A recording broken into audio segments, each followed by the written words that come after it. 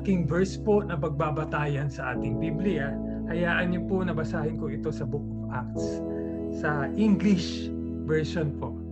Acts 27, verse 18. We took such a violent battering from the storm that the next day they began to throw cargo overboard. On the third day, we threw the ship's tackle overboard with our own hands. When neither sun nor stars appeared for many days and storm continued raging, we finally gave up all hope of being saved. 18 po ito hanggang 20, tinuloy ko na. Hindi ho ba nandito rin tayo sa stage na to? Na para tayong binabagyo, in which literally kanina ho ang lakas ng ulan.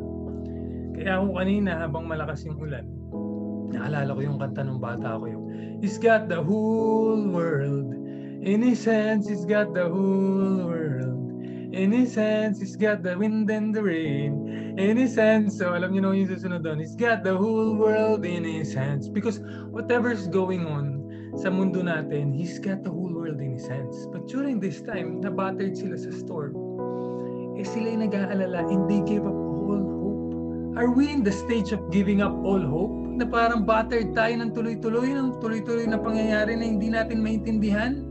Marami sa atin at the age of 50 or even 40s or 60, ngayon lang nila na-experience yung ganitong storm in life. Though our ancestors before us experienced this, marami na silang mga napagsubukang mga panahon na nagkaroon ng mga ano ba yung mga dating karamdaman, nagkaroon ng polio, Spanish flu, dumaan yung mga ganung bagay. Pero hindi sila sumuko. So are we the generation to give up? Of course not. Hindi natin gagawin yun dun sa mga ancestors natin. We would continue to think that the Lord God, the God of all, has the whole world in His hands.